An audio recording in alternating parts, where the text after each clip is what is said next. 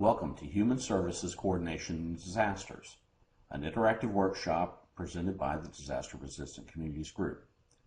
If viewed as a group and moving straight into the presentation, participants should consider having the following human service focus areas represented: animal issues, donated services, education and employment services, healthcare, mental health, crisis counseling, homeless housing and utility assistance, legal and parenting services, school systems, functional needs organizations, substance abuse and referral services, as well as transportation and veteran services. This presentation is intended to be paused as pertinent questions or discussions with human service partners needs to occur. If those discussions need to happen over time, you may leave this presentation and return at any time. Simply press the key to advance the presentation so to proceed ahead to the slide from which you paused or left the presentation. As with most learning experiences, you get out of them what you put into them in effort. We highly encourage participants, when directed, to gather working groups and conduct discussions on the subject presented herein. This presentation should take 3 to 4 hours if discussions are conducted as directed in the presentation. Participants may move through the presentation without pause, conducting the discussions later, which should take approximately 1 hour. In a disaster, no one organization could possibly have the resources available to meet all of the needs of the community. In fact, that is the definition of a disaster. Given the consequences associated with disasters, organizations that provide human services like mass care, feeding, volunteer and donation management, and even animal issues will find that they lack all that is needed. Working together is imperative. A perfect example of the teamwork needed is the Community Action Network, which provides much-needed programs and services to families living in low-income Ann Arbor neighborhoods by offering educational opportunities to children and youth, supporting housing stabilization services for adults and families, and positive community building activities for all neighborhoods. An example of the populations that might need to be served by case management include the functional needs populations. Those are individuals who lack attributes that allow them to function in society easily, including disabilities, age, or language. These populations require some or all of the case management areas, as well as some sheltering and medical issues only government might be able to address. During disasters, disaster recovery centers are readily available facilities or mobile offices where survivors go for information and case management referrals about disaster assistance programs or for questions related to their case.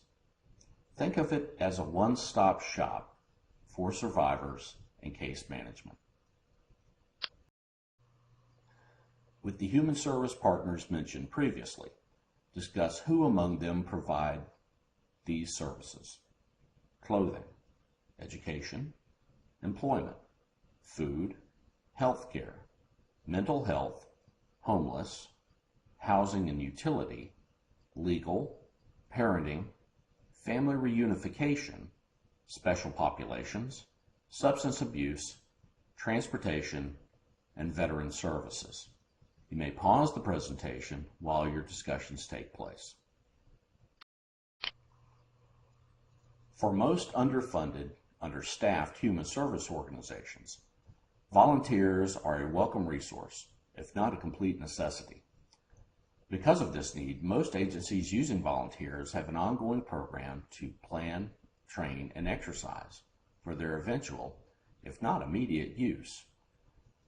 Because of the unique nature of each organization, those efforts should remain controlled by and true to the needs of the parent agency. Community crisis presents a unique opportunity and challenge of its own in regards to unsolicited, spontaneous volunteers. Research has shown that people want to take positive, active steps when their community is impacted by disaster. This sense of help manifests itself often through volunteerism. Unfortunately, these spontaneous volunteers have not taken part in preparedness activities, and their qualifications, if any, are unclear, and there is little time to catch them up. Their uninitiated presence, although welcome, can result in unhelpful and even unsafe situations. To take advantage of these good intentions while managing spontaneous volunteers, managers have turned to the concept of the Volunteer Reception Center. With the appropriate partner organizations, discuss the following Volunteer Reception Center topics: VRC site selection and memorandums of understanding, planning, training, and exercising for site setup and preparation, staffing, registration, volunteer training, information dissemination, communications, volunteer matching, and assignments, accounting, and reporting of volunteer activities. You may pause this presentation during your discussions. Like donated funds, donated resources and commodities are the lifeblood of many human service organizations. Common sense and fairness suggest that donated solicitation should remain independent and separate activities during disasters. What is helpful might be an online presence. Aid Matrix is an online network that creates a virtual exchange or marketplace that connects state and local governments with donors and nonprofits. The Aid Matrix network is a disaster relief supply chain that allows members to view donations and post specific needs, as well as access warehouse and logistical tools. Human service organizations will find that the needs of the client outstrip on-hand donated resources. Agencies will then have to use donated funds to acquire or purchase those resources necessary to meet the need.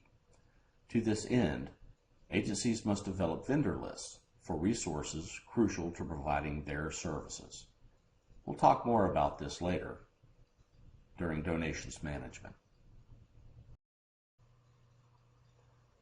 Resource typing is categorizing by capability the resources requested, deployed, and used in disaster incidents. Measurable standards identifying resource capabilities and performance levels serve as a basis for these categories.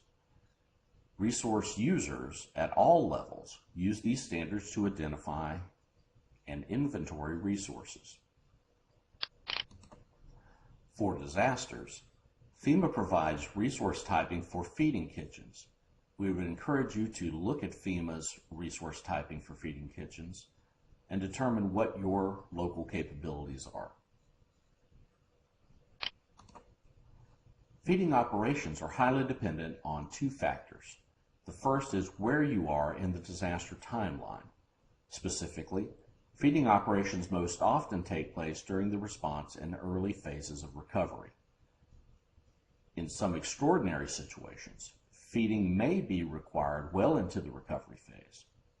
As one can imagine, not all organizations can continue feeding operations indefinitely. Your community should consider feeding partners that can fill both the short and long-term feeding needs. With the appropriate partner organizations, discuss the following feeding operation topics: facility selection and memorandums of understanding, feeding memorandums of understanding, as well as vendor and provider identification and agreements, planning, training, and exercising for site setup and preparation, food delivery, storage, and inventory, food and meal production and distribution, fuel delivery and safe storage, as well as waste disposal, and the delivery and storage of safe, tested, potable water, staffing, information dissemination, communications, as well as accounting and reporting of feeding operations. You may pause this presentation while your discussions take place. Before we move on to temporary sheltering, it is important to understand that the federal government has put a new emphasis on support services for those identified as having functional needs. These individuals lack some attribute that prevents them from participating in society easily, such as a disability, age, or even language. Agencies might have to provide services that enable individuals to maintain their independence in a general population shelter. Normal case management referral services might become disrupted by disaster. Therefore, it's important to understand, especially during evacuations and sheltering operations, the special requirements of these challenged individuals. With prior warning of an impending hazard, evacuation of challenged populations may be necessary. Although normal case management referral services, like transportation, may be available, additional actions, such as transporting caregivers and home medical equipment, along with the patients, must be accounted for. Sheltering those with functional needs also requires additional services including translation, nutrition, and even service animal accommodations. And since we just mentioned service animals, despite the priority on human services, animals play an extremely important role in many disaster survivors' lives. Experience has shown that ignoring these issues directly impacts both the benefit and effectiveness of human services rendered. There are 7 principal tasks associated with animals in disaster. The first is veterinary services, minimally acceptable levels of animal care to sustain animal health and treatment for recovery of illness or injury. Then there's pet and owner sheltering. For owners who will not be separated from their animals, minimally acceptable congregate sheltering and feeding need to be provided. Then there's livestock and exotic placement, identifying alternate accommodations for domesticated and agricultural as well as exotic animals that have specific requirements. Then there's the disposition of stray, injured, and deceased animals. Rescue, stabilization, and/or disposition of displaced, injured, or deceased animals, and the associated public health concerns. Of course, there's animal feeding, the supplying of feed, and other necessities to either wild or non-evacuated or placed livestock or domesticated animals. And then there's mosquito or insect control, typically coordinated by government agencies, also working with animals, actions taken to control nuisance or destructive insects post-disaster. Although there are traditional human service agencies that specialize in shelter management, experience has shown that the range of services needed by occupants can vary greatly. By teaming, partner agencies can focus on what they are best at, thus enhancing greatly the services provided to survivors. Of special note with regards to shelter operations, as well as feeding and bulk distribution, is the recognition that as the phase of the disaster changes, so might the lead and supporting agencies. Additionally, some partner agencies might need to alter the use of resources and facilities as the disaster emphasis changes. School systems are an example of the latter. Although they often provide facilities for shelters, there is also the need to return quickly to normal school activities as part of a robust recovery effort. With the appropriate partner organizations, discuss the following temporary shelter operations topics: facility selection and memorandums of understanding, feeding memorandums of understanding, vendor and provider ID and agreements, shelter kit preparations, planning, training, and exercising for shelter setup and preparation, registration, feeding, dormitory, information dissemination, health services, as well as mental health services, client services, case management, including those for the functional needs populations, communications, staffing, and support services. You may pause this presentation while your discussions take place. In addition to life-sustaining shelter and feeding operations, human service organizations, often in conjunction with government agencies, may distribute goods and commodities aimed at aiding disaster survivors. These goods and commodities may include cleanup supplies, basic food staples, or basic household items that either ease or speed individual or family recovery process. Although we'll cover the donations management function and some of the difficulties therein next, it is possible that some donations might be made available at bulk distribution sites. With the exception of procurement, inventory, and reporting, bulk distribution sites often need vast numbers of unskilled labor, the kind of spontaneous volunteers that present themselves at volunteer reception centers, which we've discussed previously. Another unique aspect of bulk distribution sites are their selection based on logistical considerations and traffic flow, rather than human factors. Bulk distribution sites need large, flat spaces for pallets, with room to move them around when needed. Since long lines, either human or car, are fixtures at distribution sites, traffic flow must be taken into consideration as well.